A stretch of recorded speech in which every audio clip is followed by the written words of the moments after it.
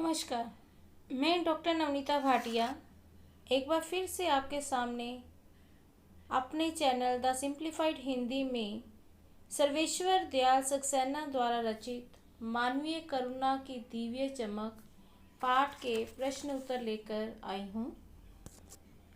इसमें मैं आज आपको पाठ्य पुस्तक संबंधी जो प्रश्न उत्तर हैं उनकी व्याख्या बताऊंगी, उनको पूरी तरह से आपके आगे एक्सप्लेन करूंगी ताकि आप उसको अच्छी तरह से समझ सकें। पहला प्रश्न है, फादर की उपस्थिति देवदार की छाया जैसी क्यों लगती थी? उत्तर, जिस प्रकार देवदार का वृक्ष आकार में लंबा, चौड़ा और सघन होकर सबको शीतल छाया प्रदान करता है, कई तरह से उपयोगी सिद्ध होता है, ठीक उसी प्रकार फादर बुल्के के सबके साथ घनिष्ठ संबंध बन जाते थे।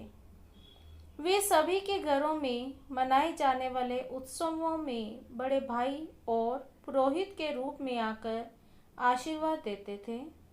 उनके चेहरे और आंखों से वात्सल्य टपकता प्रतीत होता था। जिस प्रकार देवदार का वृक्ष आकार में लंबा होता है, चौड़ा होता है और सघन होता है और सभी लोगों को शीतल छाया देता है, जो भी लोग उसके नीचे आकर खड़े होते हैं उन्हें वो शीतल छाया देता है और अनेकों तरह से उपयोगी होता है, उसी प्रकार लेखक कहता है कि फादर बुल्के के सभी लोगों के साथ अच्छे संबंध बन जाते थे। वे सभी के साथ अपनापन दिखाते थे। वे सभी के घरों में मनाए जाने वाले उत्सवों में एक बड़े भाई की तरह और एक पुरोहित की तरह वहां जाते और उन लोगों को आशीर्वाद देते थे। उनके चेहरे से और उनकी आँखों से हमेशा ही वात्सल्य टपकता प्रतीत होता था। वात्सल्य होता है जो अपनों से छोटों के लिए प्रेम दिखाया जाता है, तो उसे कहा जाता है वात्सल्य।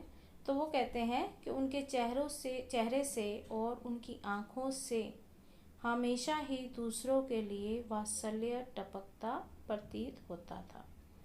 प्रश्न 2, फादर बुल्के भारतीय संस्कृति के एक अभिन्न अंग है, किस आधार पर ऐसा कहा गया है?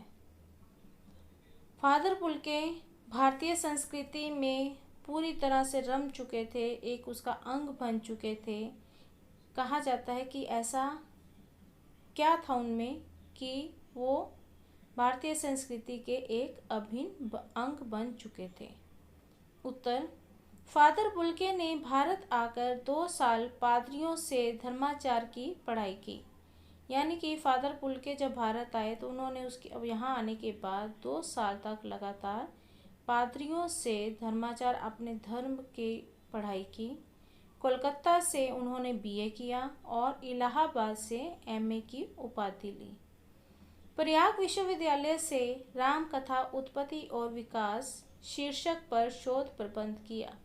उन्होंने शोध कार्य किया जो कि उन्होंने प्रयाग विश्वविद्यालय से किया और उनके शोध कार्य का शीर्षक था राम कथा उत्पत्ति और विकास। सेंट जेवियर्स कॉलेज रांची में हिंदी और संस्कृत के विभागाध्यक्ष रहे। वहाँ वो हिंदी और संस्कृत के विभागाध्यक्ष होता है कि हिंदी और संस्कृत का जो विभाग था उनके प्रमुख रहे, उनके अध्यक्ष रहे। उनका हिंदी से विशेष लगाव था और हिंदी को राष्ट्रीय भाषा के रूप में देखना चाहते थे। हिंदी से बहुत ज़्यादा प्रेम करते थे और इसी कारण वो हिंदी को राष्ट्रीय भाषा के रूप में देखना चाहते थे। इन सभी तथ्यों के आधार पर कहा जा सकता है कि फादर बुल्के भारतीय संस्कृति का एक अभिन्न अंग है।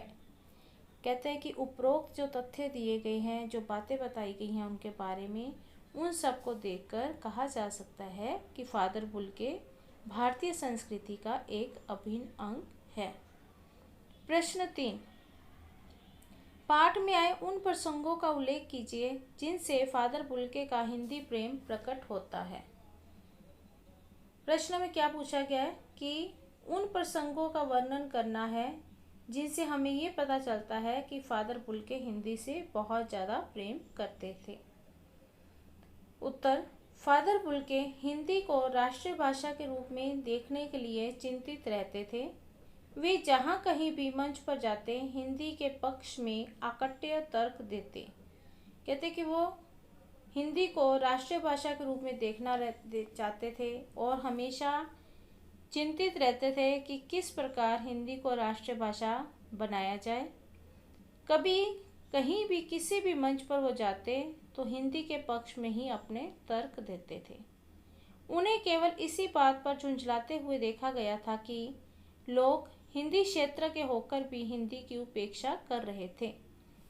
कहते हैं कि उनको कभी क्रोध में नहीं देखा गया, कभी गुस्सा में नहीं देखा गया, सिर्फ और सिर्फ इसी बात पर झुंझलाते हुए देखा गया कि लोग हिंदी क्षेत्र में रहते हुए भी हिंदी की ही उपेक्षा करते थे। हिंदी की उपेक्षा करने का दुख और हिंदी को राष्ट्रीय भाषा के रूप में देखने की उनकी चाह उनके हिंदी प्रेम को प्रकट करती है।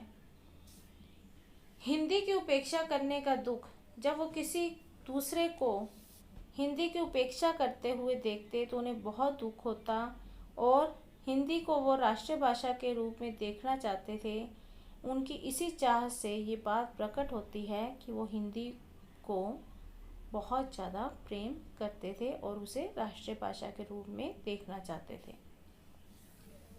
प्रश्न 4, इस पाठ के आधार पर फादर कालिम बुल्के की जो छवि उभरती है उसे अपने शब्दों में लिखिए। फादर बुल्के की जो छवि उभरती है यानी कि फादर बुल्के का जो चित्र हमारे सामने आता है उसे हम अपने शब्दों में लिखें।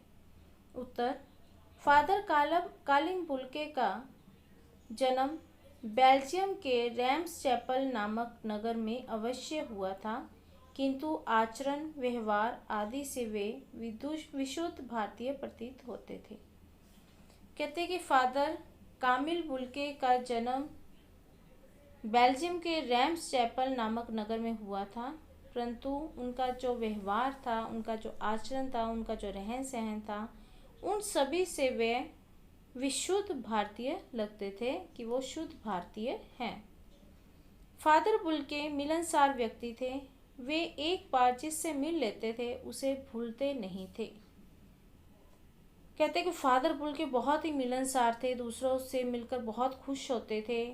ये उनका स्वभाव था कि वह दूसरों से जब मिलते थे तो उन्हें अपनापन देते थे। कहते कि एक बार अगर वो किसी से मिल लेते थे तो वह उसे कभी भी भूलते नहीं थे। दूसरों के प्रति उनके मन में असीम वात्सल्य और अपनत्व भरा हुआ था। वे करुणा रूपी निर्मल जल थे। कहते कि दूसरों के लिए उनके मन में बहुत ज़्यादा वात्सल्य था और अपनापन था और ऐसा लगता था कि वो करुणा रूपी निर्मल जल है। उनके उपदेश और विचार कार्य करने में दृढ़ संकल्प देते थे। कहते कि वो जो उपदेश देते थे और उनके जो विचार थे उनको सुनने से ऐसा लगता था कि वो दूसरों में भी कार्य करने का दृढ़ संकल्प भर देते थे, यानी कि उनके विचार दूसरों को भी कार्य करने के लिए प्रेरित करते थे। उनको कभी क्रोध करते हुए नहीं देखा गया, हमेशा दूसरों पर उनका प्यार और ममता ही छलकती देखी जाती थी। कहा जाता है कि उन्होंने कभी क्रोध नहीं किया, कभी किसी ने उनको गुस्सा करते हुए नहीं देखा। हाँ, उन्होंने हमेशा दूसरों के ऊपर अपना प्यार और अपनी ममता ही छलकाई थी, अपना प्यार ही दूसरों को दिया था, अपनी ममता ही दूसरों को दी थी। वे फल फूल गंध युक्त ऊंचे लंबे चौड़े महाकाय वृक्ष के समान सबका आश्रय स्थल थे। यानी कि जिस प्रकार एक वट वृक्ष ऊंचा होता है, लंबा और चौड़ा होता है और सबको अपनी छाया प्रदान करता है, उसी प्रकार उनकी तुलना एक वृक्ष के साथ की गई है कि वो भी सबको अपनी छाया में रखते थे। अपनी इन्हीं विशेषताओं के कारण वे सन्यासी होते हुए भी सन्यासी नहीं थे। कहते कि यही विशेषताएं थी जिनके कारण थे तो वो सन्यासी, लेकिन फिर भी वो सन्यासी नहीं लगते थे। प्रश्न 5, लेखक ने फादर पुलके को मानवीय करुणा की दिव्य चमक क्यों कहा है? उत्तर, लेखक द्वारा फादर पुलके को मानवीय करुणा की दिव्य चमक कहा गया है। फादर पुलके करुणा से भरे शांत स्वभाव के व्यक्ति थे। कहते हैं कि फादर पुलके के अंदर बहुत करुणा भरी हुई थी, उनका स्वभाव बहुत शांत था, उनके मन में सबके प्रति प्रेम और वात्सल्य था। वे सभी के सुख दुख में सम्मिलित होते थे, यानी कि सबके सुख दुख में शामिल होते थे। उनके द्वारा कहे गए सांत्वना के 2 शब्द बड़े से बड़े दुख को सहन करने की भी शक्ति देते थे। कहते वो इस प्रकार दूसरों को हौसला देते थे कि उनके द्वारा 2 शब्द हौसले के दिए गए शब्द जो होते थे वो इस प्रकार के होते थे कि वो दूसरे लोगों को बड़े से बड़ा दुख सहन करने की शक्ति देते थे। सन्यासी होने पर भी सबसे मधुर पारिवारिक घनिष्ठ संबंध बना लेते थे। कहा जाता है कि वो सन्यासी थे, लेकिन सन्यासी होते हुए भी वो इतने मधुर थे कि उनके अंदर इतना अपनापन था कि वो सबके साथ ही पारिवारिक संबंध बना लेते थे। पारिवारिक संबंध क्या होता है? परिवार के आपस के संबंध। वे जल्दी से किसी को भी भूलते नहीं थे, सबसे अलग होकर भी सबके थे। कहता कि उनकी स्वभाव ऐसा था कि वो किसी को भी जल्दी से भूलते नहीं थे, वो सबसे अलग थे लेकिन फिर भी सबके अपने थे। प्रश्न 6, फादर पुलके ने सन्यासी की परंपरागत छवि से अलग एक नई छवि प्रस्तुत की है, कैसे? कहते हैं कि जिस प्रकार एक सन्यासी रहता है, लेकिन फादर पुलके जो थे उससे अलग रहते थे, उन्होंने एक अपनी नई छवि बनाई थी, वो कैसी थी? उत्तर, सामान्यतः सन्यासी सांसारिक मोह माया, सामाजिक संबंधों और वस्तुओं के उपभोग से विरक्त रहता है। कहता है कि आमतौर पर हम देखते हैं कि जो सन्यासी लोग होते हैं वो सांसारिक मोह माया से और सामाजिक बंधनों से, यानी कि समाज के लोगों के साथ जो उनके संबंध होते हैं ऐसे संबंधों से और वस्तुओं के उपभोग से, यानी कि समाज में रहते हुए हम जिन वस्तुओं को प्रयोग में लाते हैं, कहते हैं इन सभी चीज़ों से सन्यासी लोग जो होते हैं वो विरक्त रहते हैं, यानी कि उनसे अलग थलग रहते हैं। जबकि फादर पुलके सन्यासी होते हुए भी अपने मधुर ममतामयी स्नेह भरे स्वभाव से सबको अपना बनाते चले गए। फादर पुलके सन्यासी थे, परंतु उन्होंने अपने मधुर और ममतामयी स्नेह भरे स्वभाव से सबको अपना बनाया हुआ था। सभी से परिवार के सदस्य के समान घनिष्ठ संबंध बना लेते थे। वे अपने हर मिलने जुलने वाले के साथ जिस प्रकार पारिवारिक रिश्ते बनते हैं उसी प्रकार उनके साथ संबंध स्थापित करते थे। सभी के उत्सवों में एक बड़े भाई और पुरोहित की तरह आते और उन्हें अपने अनेक तरह के आशीर्वाद देते। अपने हर मिलने जुलने वाले के पास वो उसके उत्सव में जाते और एक बड़े भाई और एक पुरोहित की तरह उन्हें आशीर्वाद देते थे। इस तरह फादर पुलके ने सन्यासी की एक परंपरागत छवि से अलग एक नई छवि प्रस्तुत की है। कहा जाता है कि इसी प्रकार फादर पुलके ने अपनी सन्यासी की छवि से अलग एक नई छवि जो है वो दूसरे लोगों के सामने प्रस्तुत की है, उनसे हटकर। प्रश्न 7 के आगे 2 भाग हैं। उसका पहला भाग, आशय स्पष्ट कीजिए।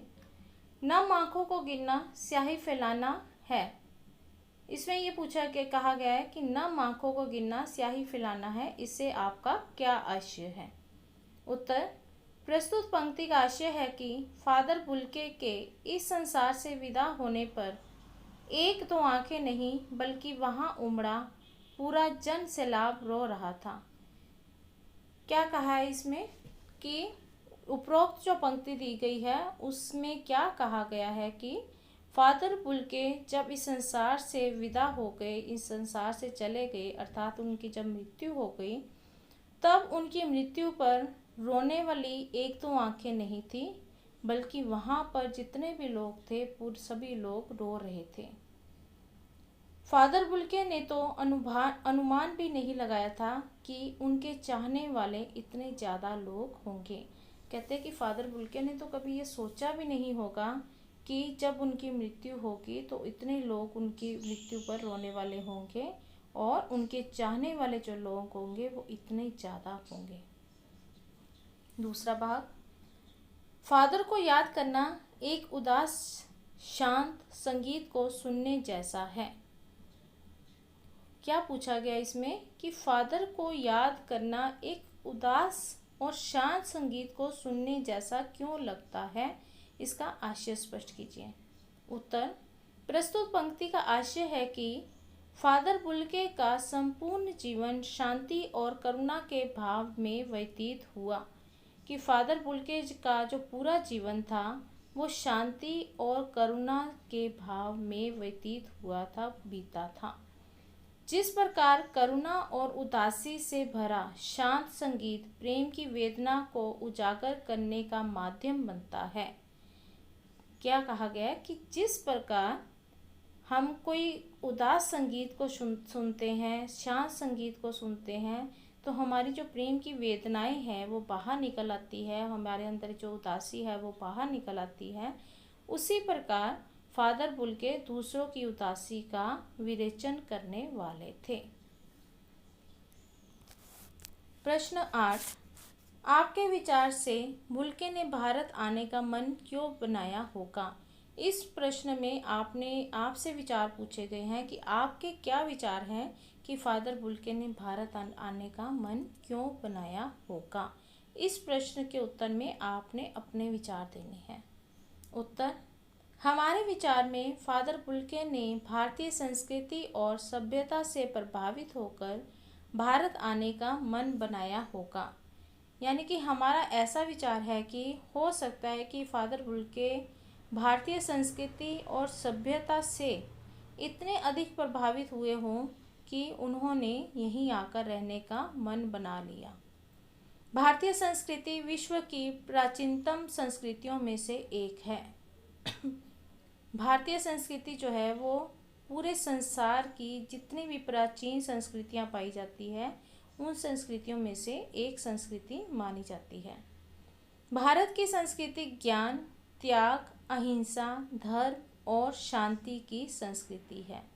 भारत की संस्कृति कैसी है? ज्ञान की, त्याग की, अहिंसा की, धर्म की और शांति की। यह देश ऋषियों, मुनियों, धर्म प्रवर्तकों तथा महान कवियों का देश है।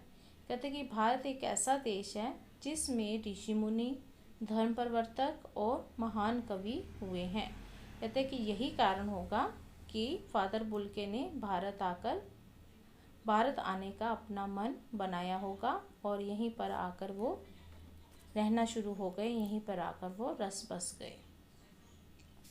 तो ये थे मानवीय करुणा के दिव्य चमक के प्रश्न उत्तर, जो कि मैंने आपकी पाठ्य पुस्तक में से लिए हैं और मैंने इसको बहुत ही आसान तरीके से आपको समझाने की कोशिश की है।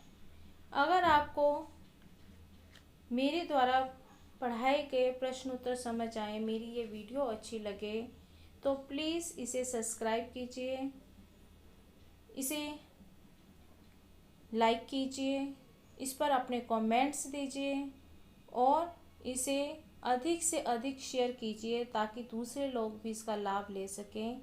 और बेल आइकन के बटन को दबाना मत भूलिए ताकि मेरी आने वाली जो वीडियोस हैं वो भी आप तक आसानी से पहुंच सके। मेरी जो पिछली वीडियोस हैं उनसे संबंधित लिंक जो है वो आपको डिस्क्रिप्शन बॉक्स में मिल जाएगा। आप वहां से लिंक लेकर मेरी सारी वीडियोस को देख सकते हैं। अगली वीडियो को लेकर आपके सामने एक बार दोबारा से आऊँगी। तब तक के लिए धन्यवाद।